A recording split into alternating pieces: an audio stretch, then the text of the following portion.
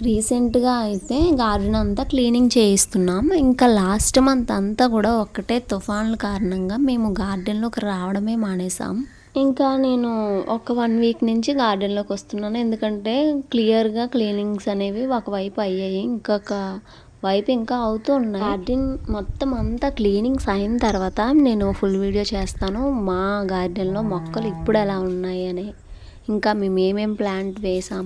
చాలామంది అయితే నా లాస్ట్ గార్డెన్ వీడియోస్లో చూసిన వాళ్ళైతే అన్నీ చాలా చిన్నగా చూసుంటారు. కానీ ఇప్పుడు అన్నీ కూడా చాలా పెద్దగా అయిపోయినాయి. చెట్లలా అయిపోయినాయి అనమాట. ఇంకెందుకు ఆలస్యం, మన వీడియో టాపిక్ ఏంటంటే నేను ఈరోజు మీకు ఒక ప్లాంట్ కోసం చెప్పాలనుకుంటున్నా. అది అందరికీ తెలిసిన ప్లాంటే.